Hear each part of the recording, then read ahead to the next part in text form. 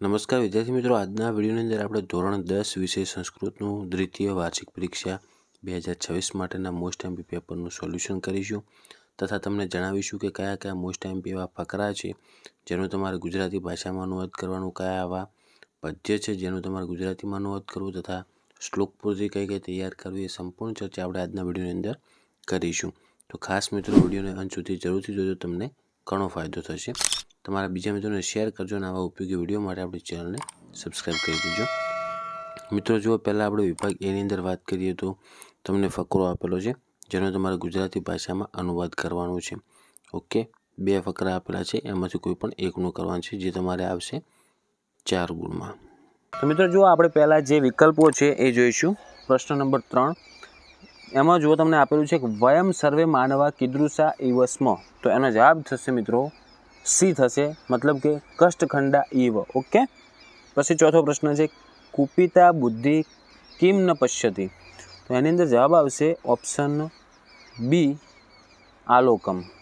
પછી 5મો છે વિકલ્પ હેમચંદ્રાચાર્યન રચિતસ્ય અલંકાર શાસ્ત્રીસ્ય ગ્રંથસ્ય નામ કિમ અસ્તિ. તો મતલબ એની અંદર કયો જવાબ આવશે? ઓપ્શન બી, જેનું નામ થાય છે ચાલુક્ય વંશ. તો ઓપ્શન એ આવશે. ઓકે, અભિધાન ચિંતામણી. આ 3 આપણે વિકલ્પ થઈ ગયા. પછી જુઓ મિત્રો, આગળ છઠ્ઠો પ્રશ્ન આપેલ છે કે કન્યાએ શક્તિકુમારની ભોજન રુચિ કેવી રીતના વધારી. 7મું છે ફૂટનાથે વિતદાસને છેતરવા માટે કઈ યોજના બનાવી. આ ગુજરાતીમાં પ્રશ્નો જે આપેલા છે ને મિત્રો, આ આઈએમપી છે, તૈયાર કરી નાખજો. પછી 8મો પ્રશ્ન છે સમુદ્ર સુધી જવામાં કાષ્ઠખંડને કયા કયા વિઘ્ન આવી શકે છે. પછી આગળ 9મામાં અને 10મામાં તમને એમ કીધું છે કોઈ પણ એક ઉપર ટૂંક નોટ લખવા નથી, જેમાં છે ગુણવતી કન્યાનું આયોજન અને 10મો છે બ્રહ્માનો દુર્વાસાને ઠપકો. ઓકે, પછી આગળ તમારે 11મો પ્રશ્ન છે જેમાં ગદ્યખંડ વાંચીને પ્રશ્નોના સંસ્કૃતમાં જવાબ લખવાના છે, મતલબ ફકરો વાંચી અને પ્રશ્નોના જવાબ સંસ્કૃતમાં લખવાના છે. હવે આગળ આપણે જોઈશું વિભાગ બીની અંદર.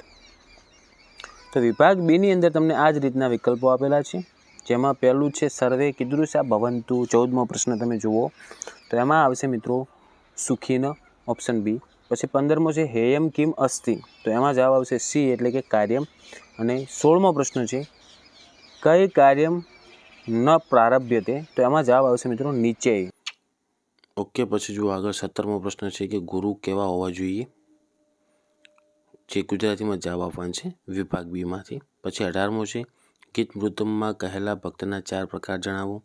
19મો છે આપત્તિમાં અને પ્રતિજ્ઞા પાલનમાં કોને આદર્શ માનવા જોઈએ અને શા માટે. અને પછી જુઓ શ્લોક પૂર્તિ આવે છે, કોઈ પણ 2 પૂરવાની છે. પહેલું જો 21માં આપેલ છે સ ગચ્છધ્વામથી લઈ અને છેક ઉપાસતે સુધી. અને 22મું છે અનાથો દરિદ્રોથી છેક ત્વમેકા ભવાની સુધી. 23મું છે જાતસ્ય હૈ છેક શોચિતું મરહસી ઉતી. ઓકે, પછી વિભાગ સીમાં જુઓ, તમને આપેલ છે કે નીચે આપેલા નાટ્યખંડનો ગુજરાતી ભાષામાં અનુવાદ કરો. 2 નાટ્યખંડ આપેલા છે, તમારા પાઠ્યપુસ્તકના જ છે, એમાંથી કોઈ પણ એકનું તમારે ગુજરાતીમાં અનુવાદ કરવાનું છે, જેમ કે સુનીત અને પુનિતવાળું, અને બીજું છે પરિવાજક અને સાંડિલ્યવાળું. ઓકે, હવે આપણે આગળ જોઈશું વ્યાકરણ વિભાગ, જે વિભાગ ડીમાં આવે છે. મોસ્ટ એમપી વિભાગ છે આ. એનું આપણે જેટલું બન્યું એટલું આપણે સાચું સોલ્યુશન કરીશું. તો જો 38મો પ્રશ્ન છે જેમાં જાયા શબ્દનો તમારે સમાનાર્થી શબ્દ આપવાનો હતો, અને આમાંથી જાયા શબ્દનો સમાનાર્થી થશે પાર્યા. પછી 39મો પ્રશ્ન જેમાં તમારે કૃષ્ય શબ્દનો વિરોધાર્થી શબ્દ આપવાનો હતો, તો એનો વિરોધાર્થી શબ્દ થશે પીન. ઓકે, જે અમુક ખોટા ટીક કરેલા છે એના જોતાં હું બોલું એના ઉપર ધ્યાન રાખજો, પીન આવે એનો જવાબ.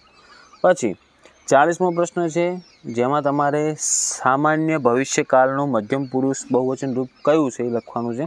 તો એમાં આવશે 40માં પાસીયંતે. ઓકે, જે બીજા નંબરનું છે ને પાસીયંતે, એ આવશે. 41મો પ્રશ્ન છે જેમાં તમારે વર્તમાન કાળનું ઉત્તમ પુરુષનું એક વચનનું રૂપ લખવાનું હતું, તો એની અંદર જવાબ આવશે મિત્રો ખાદામી. પછી 42મો પ્રશ્ન એનો જવાબ થાય છે ભવંતુ. ઓકે, જે ઠીક છે જ. પછી 43મો પ્રશ્ન જેમાં તમારે એક વચનનું રૂપ લખવાનું હતું, તો 43માં આવશે દહેત, જે પહેલું છે જ. 44મો પ્રશ્ન છે, જે વાક્ય એક આપેલું છે અને એનું આપણે સાચું શુદ્ધ વાક્ય લખવાનું છે. તો એમાં જવાબ આવે મિત્રો ઓપ્શન એ આવશે. ઓકે, ઓપ્શન એ એનો જવાબ થશે. પછી 45મું છે, જેમાં તમારે એક વચનનું રૂપ લખવાનું છે. એમાંથી 45માં જવાબ આવશે લોકાત. જે તમને ટીક કરેલ દેખાય એ જ થશે એનો જવાબ. પછી 46મો પ્રશ્ન છે, જેનો જવાબ થાય છે સંપ્યતા. ઓકે, શું થાય છે? સંપ્યતા, સંપત્યા.